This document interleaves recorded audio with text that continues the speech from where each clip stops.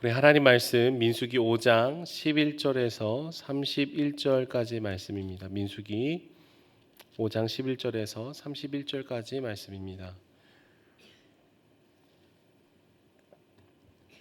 말씀을 교독해서 읽도록 하겠습니다.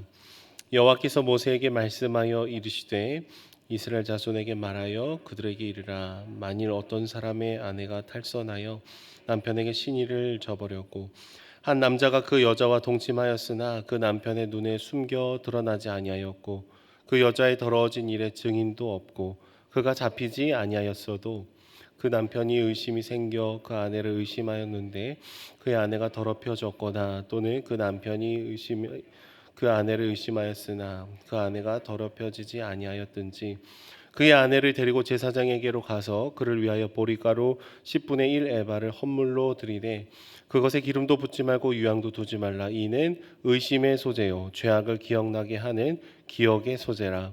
제사장은 그 여인을 가까이 오게 하여 여호와 앞에 세우고 토기에 거룩한 물을 담고 성막 바닥에 티끌을 취하여 물에 넣고 여인을 여호와 앞에 세우고 그의 머리를 풀게 하고 기억나게 하는 소재물 곧 의심의 소재물을 그의 두 손에 두고 제사장은 저주가 되게 할 쓴물을 자기 손에 들고 여인에게 맹세하게 하여 그에게 이르기를 내가 내 남편을 두고 탈선하여 다른 남자와 동침하여 더럽힌 일이 없으면 저주가 되게 하는 이 쓴물의 해독을 면하리라. 그러나 내가 내 남편을 두고 탈선하여 몸을 더럽혀서 내 남편이 아닌 다른 사람과 동침하였으면 제사장이 그 여인에게 저주의 맹세를 하게 하고 그 여인에게 말할지니라. 여호와께서 내 넓적다리가 마르고 내 배가 부어서 내가 백성 중에 저주거리 맹세거리가 되게 하실지라. 이 저주가 되게 하는 이 물이 내 창자에 들어가서 내 배를 붓게 하고 내 넓적다리를 마르게 하리라 할 것이요 여인은 아멘 아멘 할지니라. 제사장이 저주의 말을 두루마리에 써서 그 글자를 그 쓴물에 빨아 넣고 여인에게 그 저주가 되게 하는 쓴물을 마시게 할지니 그 저주가 되게 하는 물이 그의 속에 들어가서 쓰리라. 제사장이 먼저 그 여인의 손에서 의심의 소재물을 취하여 그 소재물을 여호와 앞에 흔들고 제단으로 가지고 가서 제사장은 그 소재물 중에서 한 움큼을 취하여 그 여자에게 기억나게 하는 소재물로 제단 위에 불사르고 그 후에 여인에게 그 물을 마시게 할지라. 그 물을 마시게 한 후에 만일 여인이 몸을 더럽혀서 그 남편에게 범죄하였으면 그 저주가 되게 하는 물이 그의 속에 들어가서 쓰게 되어 그의 배가 부으며 그의 넓적다리가 마르리니 그 여인이 그 백성 중에서 저주거리가 될 것이니라. 그러나 여인이 더럽힌 일이 없고 정결함에 임신하리라. 이는 의심의 법이니 아내가 그의 남편을 두고 탈선하여 더럽힌 때나 또는 그 남편이 의심이 생겨서 자기 아내를 의심할 때에 여인을 여호와 앞에 두고 제사장이 이 법대로 행할 것이라. 남편은 무죄할 것이요 여인은 죄가 있으면 당하리라. 아멘. 여러분, 우리는 종종 다른 사람들로부터 잘못을 하지 않았음에도 불구하고 오해와 의심을 받을 때가 있습니다. 함께 타고 있던 다른 사람이 엘리베이터 안에서 방구를 꼈는데 내가 낀 것처럼 의심을 받는다든지 아니면 공항에서 캐리어를 이제 헷갈려서 잘못 가지고 나왔는데 훔쳐간 것으로 오해를 받을 수도 있겠습니다. 나름대로 해명을 하고 그 오해를 풀 수 있으면 참 좋겠지만 상대방이 그 의심을 거두려는 의지가 없으면은 이 문제를 해결하는 것이 생각보다 조금 어렵습니다. 우리가 오늘 읽은 민수기의 말씀 가운데 이런 오해에 관한 내용이 기록이 되어 있는데요. 이 본문을 읽으시면서 느끼셨겠지만 이 본문을 오늘날 우리의 개인의 삶에 적용한다라는 것이 생각보다 쉽지 않게 느껴질 수 있습니다. 그리고 설교자 입장에서 이 본문을 설교한다라는 것이 조금은 어려운 느낌이 들 때도 많습니다. 여러분, 먼저 우리는 민수기 5장 5절부터 31절까지의 큰 흐름 가운데 이 건강한 공동체를 위한 규례를 얘기하고 있음을 기억을 해야 됩니다. 5장 5절에서 10절까지의 말씀에서는 이웃에게 죄를 지은 것에 대한 규례를 얘기를 하고 있고 그 전에는 부정한 상태에 있는 사람들에 대한 것을 얘기를 하고 있습니다. 그리고 오늘 5장 11절부터 31절까지의 말씀은 성적인 부정을 범한 것 같은 아내의 잘못을 밝히는 규례, 뭐 이렇게 정리를 해볼 수가 있겠어요. 둘 다 거룩함과 정결함에 대해서 얘기를 하고 있습니다. 그리고 특별히 오늘 말씀의 본문은 아내가 남편을 두고 성적인 탈선, 즉 혼외 성관계를 맺은 것 같은 심증이 있을 때, 그러나 목격자도 없고 현장을 급습한 것도 아닐 때에 어떻게 해야 되는가에 대해서 오늘 말씀 가운데 얘기를 하고 있어요. 여러분, 남편의 입장에서는 의심의 속죄라고 할 수 있겠습니다. 그런데 만약에 아내가 죄를 지었더라면은 죄를 기억나게 하는 기억의 소재가 될 수 있겠습니다. 먼저 우리는 이 본문을 해석하기 전에 기억을 해야 되는 것이 있는데요. 일단은 이 성적인 죄는 한 개인의 문제에서 국한이 되지 않는다라는 거예요. 내 개인의 죄, 내 개인의 넘어짐, 뭐 이 정도가 아니라 그 사람이 속해 있는 공동체 전체를 뒤흔들 수 있는 파괴력이 있는 죄인 것이죠. 그래서 본래 혼외 성관계에 있어서 성경에서 말하는 형벌은요, 죄를 지은 남자나 여자나 모두 사형이었습니다. 남자나 여자나 모두 공평한 심판이 주어졌던 것이죠. 그런데 오늘 본문의 말씀의 케이스를 보시면은요, 무언가 여자 쪽을 향한 의심이 전제되어 있는 상황에서 말씀이 진행이 되고 있습니다. 먼저 남편이 아내의 외도를 의심을 하면은 아내를 제사장에게 데려가라고 얘기를 해요. 보리가루 10분의 1 에바를 드려야 됩니다. 그리고 성막 바닥에 티끌을 넣은 물을 저주의 말을 쓴 두루마리를 또 이렇게 빨아서 넣게 됩니다. 그래서 의심을 받는 이 아내는 아멘 아멘. 내가 만약에 죄를 지었더라면 이 저주가 내게 임할 것이고 아니라면 그냥 지나갈 것입니다. 이것을 신뢰하면서 아멘 아멘 두 번의 이 고백을 하고 선서를 하고 주님께 자신의 운명을 드려야 했습니다. 여러분, 만약에 성적인 죄를 지었더라면 심판을 받을 거라고 오늘 말씀에 기록이 되어 있고, 만약에 죄를 짓지 않고 그냥 오해였더라면 아무런 문제가 생기지 않을 것이라고 오늘 본문에서 얘기를 하고 있어요. 그런데 이 내용을 다 읽으면은 왠지 모르게 조금 불편한 마음이 들지 않습니까? 여자 쪽에서 무언가 부당한 대우를 받는 것 같아요. 의심을 한껏 받고 뭐 이상한 저주의 물을 마신 다음에 뭐 아니면 말고, 그러니까 남자인 저도 이게 조금 약간 불편하고 억울한 감정이 듭니다. 근데 여러분, 이 본문의 구조를 조금 더 살펴보면은 이 본문은 A, B, C, B 다시 A 다시, 그래서 이렇게 샌드위치 구조로 좀 구성이 되어 있습니다. 그래서 가장 중심부에 해당하는 계란의 노른자와 같은 샌드위치의 가장 중심부에 해당하는 C 부분에 나오는 내용이 이 여인이 하나님 앞에 나아가서 선서하는 본문이에요. 아멘 아멘 하는 그 본문이 이 오늘의 본문의 가운데에 위치해 있는 것이죠. 자세히 생각해 보면은요, 하나님께 나아가서 판결을 받는 이 장면은 남자 측에서 보면 아내를 향한 의심이 확신이 되어 자신의 아내를 핍박하기 전에 하나님께 자신의 감정을 내어드리는 것으로 볼 수 있습니다.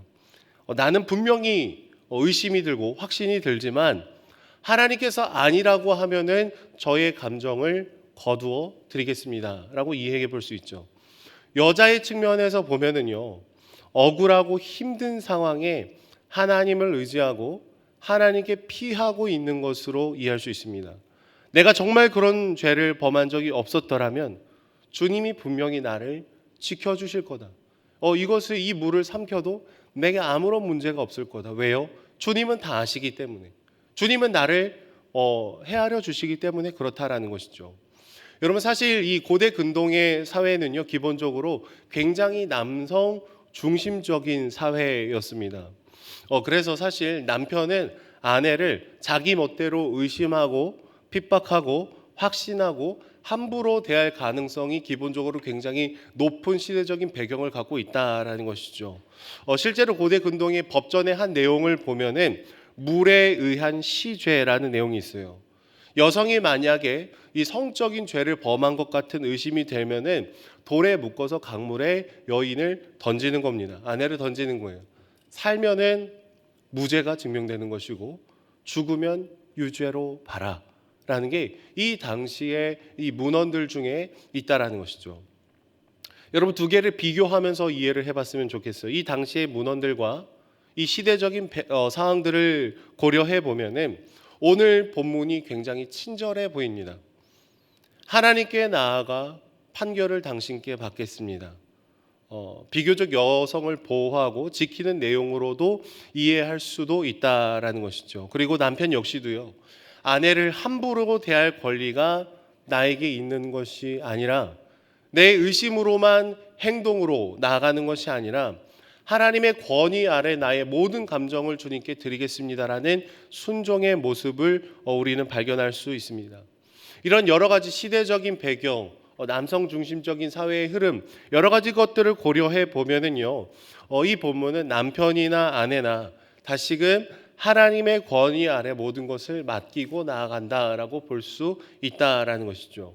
실제로 밀그롬이라는 신학자는요, 한 발 더 나아가서 이 본문은 자칫 보면 오늘날의 우리의 정서와 굉장히 어울리지 않는 본문이지만 사실은 남편이 아무리 아내를 의심한다고 해도 제사장을 통해 하나님께 정식적으로 판결을 받지 않으면 그 정도의 일을 크게 키울 생각이 없으면 의심만으로는 말도 안 되는 행동을 해서는 안 된다. 또 함부로 의심해서도 안 된다라는 의도성을 갖고 있다라고 해석을 합니다. 결론적으로 민수기의 커다란 흐름을 다시 보시면은요, 거룩과 하나님 중심이라는 흐름 가운데 있음을 우리는 기억을 해야 됩니다. 그리고 먼저 이 성적인 죄를 언제나 조심하고 또 조심하면서 이 거룩함과 정결함을 우리가 지켜나가야 된다라는 것을 얘기를 해주고 있어요. 두 번째로는 타인에 대한 의심, 우리의 감정, 이런 모든 것들도 사실은 하나님 중심적인 마음에서 이 감정을 돌아봐야 된다라는 것을 얘기합니다. 분명히 나한테는 확신으로 뭔가 저 사람이 문제가 있는 것처럼 느껴지고 내 아내임에도 불구하고 뭔가 외도한 것 같은 그런 부정적인 감정이 내게 든다 할지라도 하나님의 권위 아래에 나아가서 주님이 아니라고 하시면 주님 나의 모든 잘못된 판단, 느낌 그런 것들을 내려놓겠습니다라는 하나님을 실제적으로 의지하는 마음이 오늘 본문에 담겨 있다라는 것이죠. 주안의 사랑하는 여러분, 오늘날에 참으로 성적인 죄에 대한 타락이 굉장히 편만해졌음이 너무나 슬픈 현실입니다. 제가 최근에 CDCK라는 세미나에 갔을 때 이제 타 지역에서 청년부를 사역하는 목사님을 만나서 물어본 적이 있어요. 목사님, 교회를 다니는 청년이나 다니지 않는 청년이나 특별히 성적인 죄에 대해서 조금은 다른 태도를 지니고 있습니까? 라고 질문을 던졌는데 아니요, 전혀요, 똑같습니다 라는 말을 1초 만에 들었습니다. 똑같아요. 예전에는 자만추라는 신조어가 자연스러운 만남을 추구한다라는 의미였습니다. 그래서 뭐 소개팅이나 뭐 선이나 뭐 이런 인위적인 만남보다는 공동체 안에서 내가 자연스럽게 누군가를 만나는 것을 추구한다 해서 뭐 자만추 뭐 이런 표현들이 있었습니다.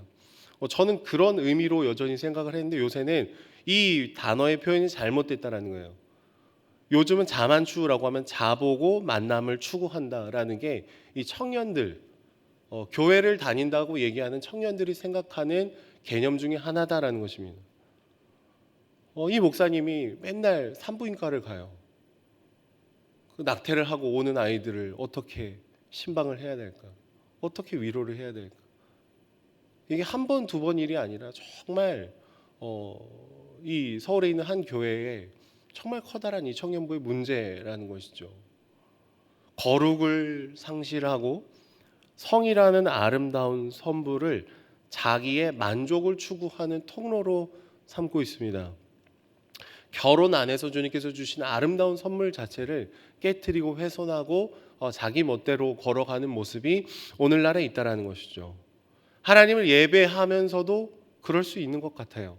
우리의 모든 삶이 하나님 중심으로 향하지 않으면, 우리의 모든 감정이 하나님 중심, 하나님의 권위 아래 순종하려는 애씀과 진실함이 없으면, 그래서 어찌 보면 이 민수기의 말씀 가운데 정결한 것을 얘기를 하고 이웃에게 죄를 지은 것에 대해서 경고하시고, 그리고 성적인 죄에 대해서, 그리고 부정적인 감정을 어떻게 하나님 중심적으로 잘못된 의심을 소화시켜 낼 것인지에 대해서 강력하게 얘기하는 이 말씀은 어떻게 보면 오늘날의 우리에게 너무나 중요한 말씀일 수 있다라는 것이죠. 하나님 중심적인 감정, 우리의 생각의 흐름, 이 모든 것이 여전히 우리에게 너무 필요합니다. 내가 모든 것을 다 의심하고 확신하고 결론하고 함부로 대하는 것이 아니라, 하나님께서 아니라고 하면 내가 순종하겠습니다라는 그 마음의 자세가 결국에는 거룩하고 정결함으로 저희가 나아가게 되는 것이죠. 여러분, 그렇게 하나님 중심으로 나아가며 우리가 함께 이 잃어버린 거룩을 회복해 나가는 저와 여러분들이 되기를 소망합니다. 무엇보다 우리 다음 세대들 그리고 청년들을 위해서 함께 기도해 주셨으면 좋겠어요. 얼마나 비참한 일입니까? 하나님, 정말 주님을 예배하면서도 이 음란한 죄를 끊지 못하고 문화의 흐름을 끊임없이 받아들인 우리 사랑하는 믿음의 후배들 가운데 하나님 거룩함과 정결함을 회복해 달라고, 그렇게 우리 함께 기도하며 나아갈 수 있었으면 좋겠습니다. 기도하겠습니다. 사랑의 주님, 우리의 모든 감정과 우리의 모든 생각과 우리의 모든 의심조차도 하나님 말씀하실 때 내려놓을 수 있는 용기를 갖기를 원합니다. 주님 모든 것을 아시니 우리의 모든 생각을 주께 순종하며 복종하며 내려놓습니다. 하나님만이 우리의 중심이 되어주시고 우리가 잃어버렸던 거룩과 정결한 삶을 회복하기를 원합니다. 주님을 예배하면서도 한편으로는 심각한 죄악을 키워나가고 있는 우리의 모든 잘못된 동기들을 내려놓게 하여 주시고, 우리의 모든 삶이 하나님 중심으로 향하여 흘러갈 수 있도록 주님 날마다 우리의 삶을 붙들어 주시옵소서. 감사드리며 예수님의 이름으로 기도드립니다. 아멘.